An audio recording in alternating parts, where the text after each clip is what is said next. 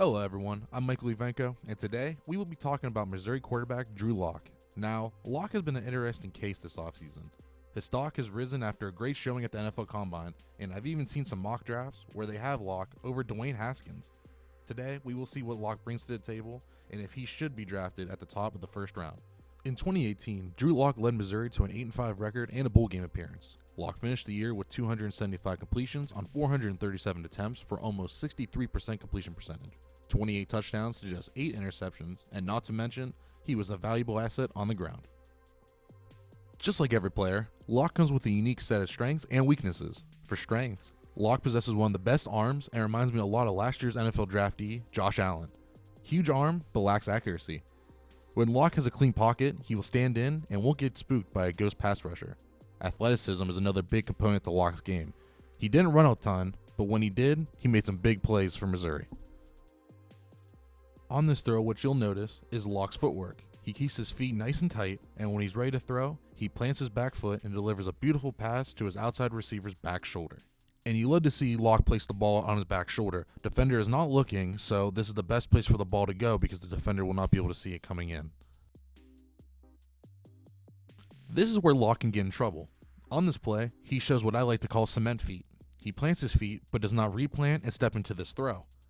With his big arm, he has gotten away with not stepping into throws at the college level, but this will lead to inaccuracy at the NFL. Now it's 3rd and 6, and it looks like the pressure is coming. The linebacker's back off the line of scrimmage, and he only faces a 4-man pass rush. Lock throws his pass not only late, but gets spooked by a pass rush that really isn't there yet. This causes him to throw off his back foot, and was lucky this ball wasn't picked off by the defender and taken to the house.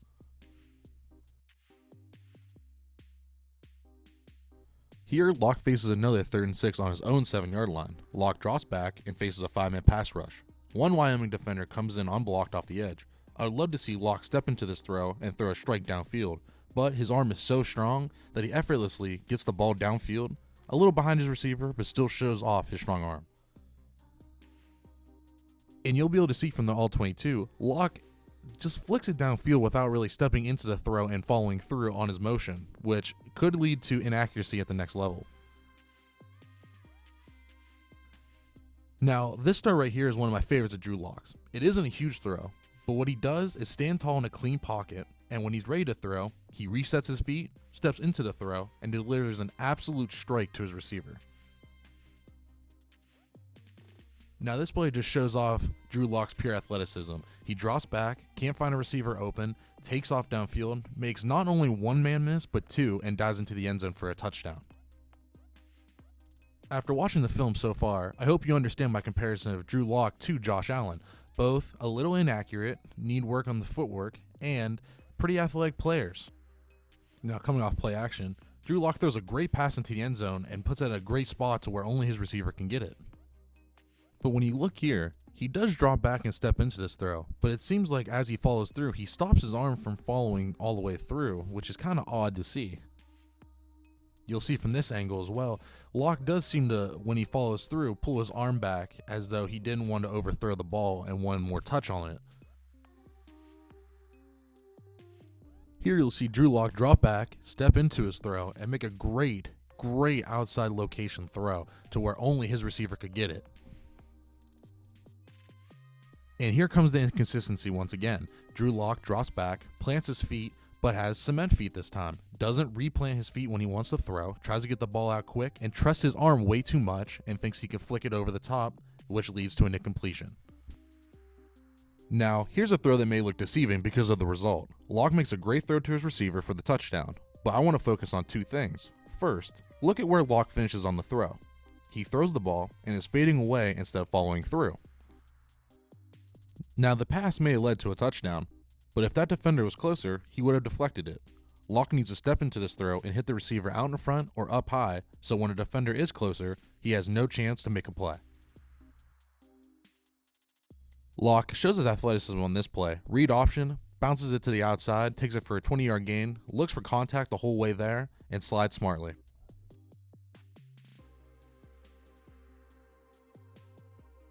Remember that overthrow I showed you earlier? Lock once again has cement feet and fades away on this throw. The receiver was wide open and he needs to get the ball out quick, but the poor footwork will make an NFL fan hold their breath.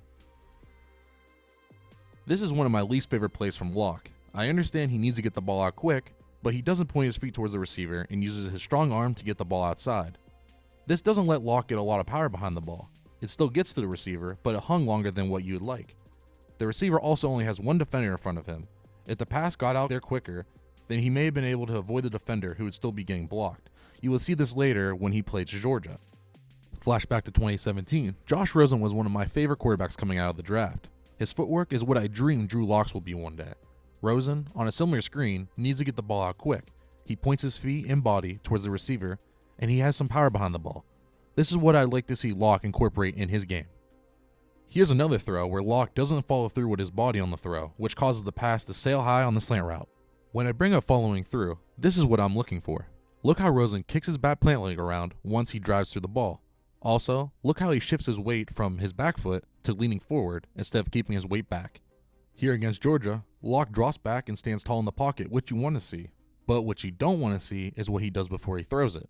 A Bulldog defender is approaching and Locke throws the pass off his back foot and fades. It's still a completion, but we've seen this same throwing motion turn into a pick six. Here's another impressive throw by Locke. Locke stands tall in the pocket and keeps his feet moving, and when he's ready to throw, he resets his feet, follows through with his body, and delivers a bullet pass over the middle. Although the pass is behind the receiver, it's still encouraging to see Locke's footwork and the throw he makes here. Here's a quick example of Locke when his footwork is good. He steps up in the pocket, follows through with his body, and delivers an accurate pass for a key first down nearing the Georgia red zone. Locke gets the defense going one way on the read option. He pulls it, takes it up the sideline, finds the first down marker, and safely gets out of bounds. Just looking at this throw made me think of a pick six. Locke backpedals and fades horrendously on this throw. Finds the open, or should I say, finds two open receivers because I can't tell who that was supposed to be thrown to, for a first down. Locke needs to step into this throw as the defender was coming. He also needs to read the defense quicker. There was two open receivers and he waited until the defender was in his face to find the open receivers. Locke makes a great throw into the end zone, but when looking, he still seems to be using mostly arm, not his whole body, and throwing off his back foot. But I will give him credit for making a big throw. You can't blow red zone opportunities against great schools like Georgia. Look at the power Rosen commands on this back shoulder throw by just simply shifting his weight and following through. If Locke can use his footwork to his advantage, his arm strength will pop on a more consistent basis. Although this interception isn't Locke's fault, he is still throwing off balance when he has a clean pocket, which is concerning. Maybe he's hearing footsteps against a big competition like Georgia. Here, Josh Rosen has a clean pocket and drives through the ball. Locke's footwork needs to look more like Rosen's. One of Locke's money throws, he throws a perfectly placed back shoulder ball that the defender just turns around in on time to disrupt.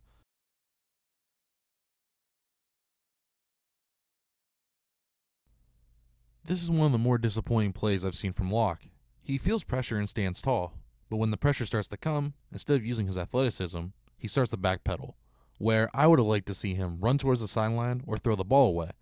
The pressure gets to Locke, and he fumbles just as Missouri was driving downfield to cut the score to 10 before halftime.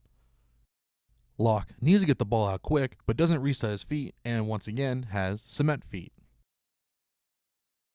Locke moves up in the pocket, but when he throws the ball to his running back in the flat, he doesn't aim his body towards the receiver. This causes the throw to bounce and was close to being a fumble, which would have sealed the deal on Missouri's chances in this game. Locke has great location on this pass, but he still just uses his arm and doesn't follow through before taking a big hit.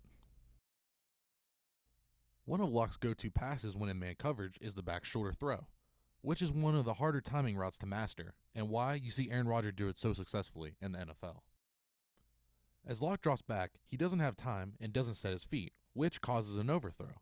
But I would like to see Locke try and make something happen with his athleticism. Here, Locke takes the option and uses his athleticism to get into the end zone and keep Missouri hopes alive. Locke makes number 84 take a bad pursuit angle because of his quickness and cut towards the middle of the field. Once again, Locke throws off his back foot and the pass falls incomplete as the lineman gets a hand on it. Let's jump into the Oklahoma State game. Here, Locke throws off his back foot and leads the running back right into an oncoming defender and lets his running back get destroyed. There hasn't been many downfield throws in the games I've watched, but here, Locke shows off his cannon. He lets the ball go around his own 25-yard line, and the receiver catches the ball around the opposing 15. Talk about rare arm talent.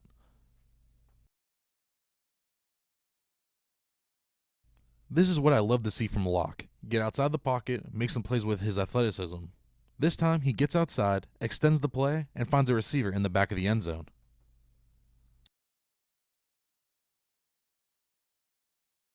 Here, Locke drops back, but throws off his back foot, and throws behind the receiver, where, if he stepped into the throw, the receiver could have caught it in stride and kept going. Here's another great throw by Locke, but I can't ignore the fact that he fades away. I've seen too many throws that look identical to this and end in overthrows. But still, great touch on the pass from Locke. How many times have I included a clip of Locke fading away? This was a touchdown, but the pass comes in a tough place for a receiver to make a play, and is lucky the defender didn't get his head around in time to get a hand on it. Now here's a throw I really like. Locke shifts his weight well and makes a strong, accurate throw to the outside. Here's another great throw from Locke. If he could repeat the footwork that he has on this play to most of his throws, then he would be in contention for the top 10. Here's a throw I like a lot. He has good footwork and fits the ball in a small window. Although it wasn't complete, if he just takes some off the ball and throws a changeup instead of a fastball, then it would have gotten over the linebacker's head for a touchdown. Here, Locke shows off his athleticism. He takes a speed option, fakes a pitch, and cuts upfield. He gets the first down and then smartly slides. This is my least favorite throw from Locke's film. He gets pressure up the middle, backpedals, and fades and trusts his arm. If he would have stepped into the throw and taken a hit, this would have been a completion as the receiver had the defender beat and would still be running. It's 4th and 6 and the game is just about out of reach. Locke needs to make this throw to get a first down to keep Missouri in the game. Locke fades and turns away from pressure, which causes an overthrow on the out route. After I just talked bad on Locke, he answers with a huge throw, once again showing off his Mahomes-like arm, and hits the receiver running deep for a late-game touchdown that keeps Missouri in it. And here's another fadeaway. He has a chance to drop the ball right over the top of his receiver, who has a step, but not only underthrows the ball, but isn't accurate with the pass either.